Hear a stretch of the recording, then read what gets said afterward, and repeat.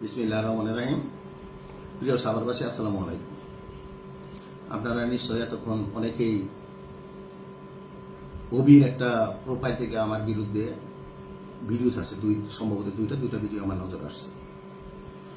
সে ব্যাপারে আসলে আমি কথাই বলতে চাইছিলাম না, তারপরে অনেক সাংবাদিক বন্ধুদের রিকোয়েস্টে আমি আমার কথাটা বলে যাই। প্রথমত হলো, ও আমার বিরুদ্ধে অভিযোগ করছে আমি ডাকাত।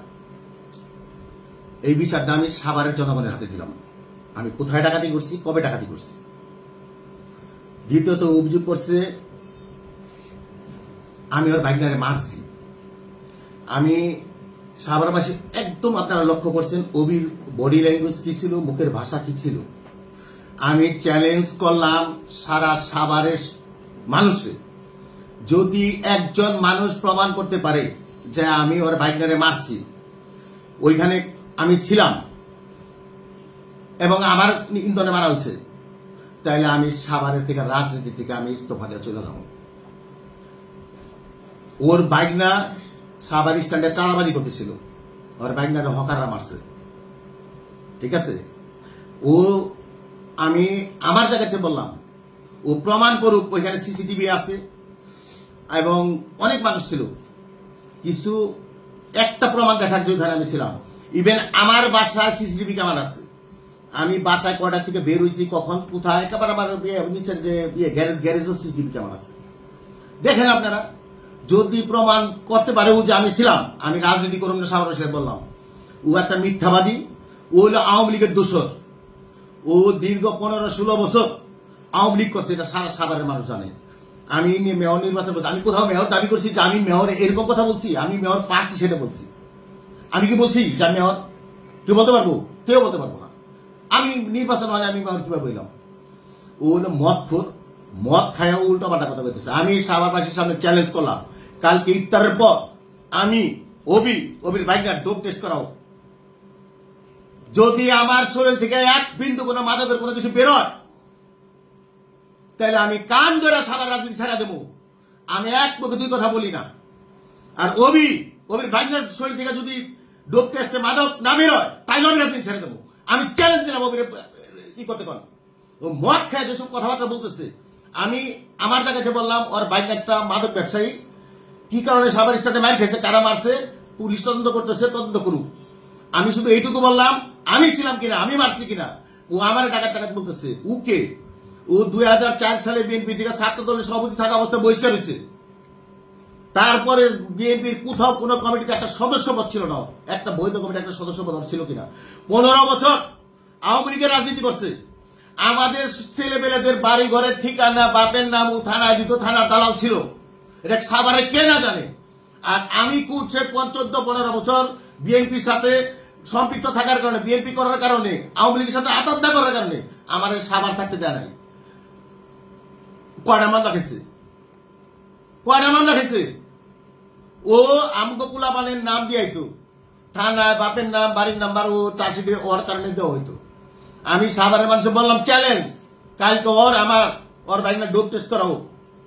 মাদক খাইয়া উল্টা পাল্টা কথা মানুষের নামে বলে কোনো কিছুতে আমার জড়াইতে পারে না। আরে বেটা, হকার আমি নিয়ন্ত্রণ করে দিই, হকার তুই তোর মার্কেটের সামনে বহাই রেখে তুই টাকা ইনকাম করেছিস। সাভারের মানুষ জানে না এরা। আমি তো আমার হকার তুলে দিছিলাম, আমার কাছে ভিডিও আছে।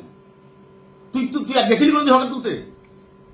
তোর ভাইগনা তো হকার কাছে মার খেয়েছে, হকার রে মারছে, চাঁদাবাজি করতেছে, নিজের চাঁদাবাজি। আমি সাভারের মানুষের একদম বললাম, আমার জায়গা থেকে আমি ক্লিয়ার। আমি কোনো অবস্থাতেই আরিফের মারার সময় কোনো কিছুর সাথে আমি জড়িত না। কেন আমার নাম বলতেছে আমি এটি বুঝতে পারলাম না। ওর পিছনে আওয়ামী লীগের একটা গ্রুপ আছে, যারা ইন্ধন দিয়া আমার জনপ্রিয়তা নষ্ট করার লেগে আমার বিরুদ্ধে কথা কইতেছে। কেন আমার নাম বলতেছে আমি কিচ্ছু বুঝলাম না। এবং ওরে আমি মৃত্যুর হুমকি দিছি না, ও আমার মৃত্যুর হুমকি দিচ্ছে। সাভারবাসী আপনারা শুনেন, আমি অত মাথা গরম করা মানুষ না, আমি ঠান্ডা মাথায় শুনেন কে কারে হত্যার হুমকি দিছে। এই ডাকাত তুই আমার ভাইটার মাছ ডাকাত, এই ডাকাত বড় ডাকাত তুই মনে রাখিস ডাকাত। তুই একটা ডাকাত, তুই একটা খুনি কালকে থানায় তুই বুঝবি, খুঁজতে তুই বুঝবি। তুই ডাকাত, তুই যেসব কথা বলতেছিস, তুই ডাকাত একবার খামো। আমি যে কথা বললাম, ও যে কথা বলছে একটা কথা প্রমাণ দিতে কোন যে আমি আর ভাইজানে মারছি স্ট্যান্ডের কোন একজন মানুষ বলে কিনা, কোন সিসিটিভির ফুটেজে আছে কিনা। আর ও যে আমার মৃত্যুর হুমকি দিছি এরকম একটা প্রমাণও দেখাক। আমার যে মৃত্যুর হুমকি দিচ্ছে এটা আমি সবার শুনে দিলাম, আমার কাছে রেকর্ডিং রয়ে গেছে। আমি সাভারের প্রশাসনের কাছে বলতে চাই, ও একটা আওয়ামী লীগের দালাল। ওর কথা শুনে যদি প্রশাসন বিভ্রান্ত হয় তাহলে সেটা হবে দুঃখজনক। ও বিএনপির কেউ না, ও আওয়ামী লীগের মানিক মোল্লার সাথে মদ জুয়ার পার্টনার, ব্যবসার পার্টনার। ওর সাথে বিএনপির কোন সম্পর্ক নাই। 2004 সালে বহিষ্কার হওয়ার পর ও কোন বিএনপির কমিটিতে ছিল এমন প্রমাণ অধিক। ও কোথাও কোথাও ছিল। সাভারের বিএনপি কারাগারের সাভারের মানুষ জানে, অবিকে আর আমিকে এইটাও মানুষ জানে। দালালি কইরা, চিটারি কইরা, তারপরে উল্টাপাল্টা কথা। আমি একদম ক্লিয়ার বললাম যে আমি বুঝতেই পারলাম না ও আমার নাম কেন নিল আর আমারে কেন ফোন করে হুমকি দিল। আমি প্রশাসনে জানাইছি, আমি সাভারবাসীর কাছে বিচার দিলাম। আমার মাথা এত গরম না, আমি খুব ঠান্ডা মাথার মানুষ। আমারে বিব্রত করার জন্য, আমারে হয়রানি করার জন্য বহু মানুষ চেষ্টা করবো, কিন্তু আমি কারো কথা বিভ্রান্ত হই না, ইয়ে করি না। আমি বললাম তো ও মদ খাওয়া অবস্থা আসছিল, নাইলে এরকম কথা বলতে পারতো না। বডি ল্যাঙ্গুয়েজ এই টাইপের ছিল। কালকে সাভারের মানুষ এবং প্রশাসনের কাছে আমি আমার অনুরোধ, ও আসুক, কালকে আমরা ডোপ টেস্ট করুক। ওরটা আমারটা, ওর বাইকেরটা, কার শরীর থেকে মাদক বেরোয়, তাইলে সাভারের মানুষ সত্যটা বুঝতে পারবো। ও যদি বাপের বেটা হয়ে থাকে, ও যদি প্রকৃত নেতা হয়ে থাকে, ও কালকে ডোপ টেস্ট আসুক আমার সাথে, দেখি কার শরীর থেকে, রক্ত থেকে কার কি বেরোয়। ও একটা মদখোর, ওর বাবা সম্বন্ধে সবাই জানে। ওর বাবা একটা মদের ইয়ে ছিল, পাইকারি ব্যবসা করতো। সাভার মানুষ জানে না। আমি এটা বলতে চাই না, ওর বাপ মুরব্বী মানুষ। আমি সরি, আমি ওর বাবার কথা না, ও আমার জানছে, আমি ওর এইটা নেই। আমি ওর বাবার ব্যাপারে কিছু বলতেও চাই না, আমি লজ্জা লাগে। কিন্তু ও মদখোর, ওর 5টা-7টা ক্লাবে ওর হলো লাইসেন্স করা, ও প্রতিদিন মদ খায়। এটা মদ করে কি করলো না করলো এটা জানে। তারপর চ্যালেঞ্জ তো করলাম, ওর যদি সৎ সাহস থাকে, কালকে আমি ও ওর ভাই না ডোপ টেস্ট করাই, কার শরীর থেকে মাদক বেরোয়, এটা সাভারবাসীর রিপোর্টটা দেখানো দরকার। এটা মদ খোর উল্টা পাল্টা কথা কইতেছে। আমি কথা বলতে চাইছিলাম না। ওর মতো একটা মানুষের সাথে ও কি এর ব্যবসায়ী, সারা জীবন করছে চিন্তাই। আমার কাছে অনেক ডকুমেন্টস আছে।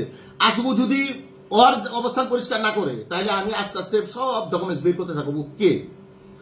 আর ও একটা কথা বলছে আমারে দল থেকে বের করে দেওয়ার কথা। আরে বেটা, তুই দল করস, তুই বিএনপি করস, কবে বিএনপি করছিস, কোন কমিটিতে তোর নাম আছে, তুই আমার বুঝাতো। এই 5ই আগস্টের পরে গিয়া তুই বিএনপি মিছিল মিটিং ই করবার হইছস। আওয়ামী লীগ কইরা, আওয়ামী লীগের সাথে চইলা পুরা বিএনপি ধ্বংস করার মূলে আসলি তুই, সাভারের সবাই জানে। আর তুই কস আমি আরে মারি ওরে মারি। কয়দিন আগে তুই তোর ভাইনা মার্চস বাজার রোড ব্যবসায়ী সমিতির সাংগঠনিক যুগ্ম সম্পাদক মাসুদুর রহমান মাসুদরে গত 16 ডিসেম্বরে যুবদলের সাথে বিয়াদবি করছে তোর ভাইনা, তুই বিচার করছ নাই।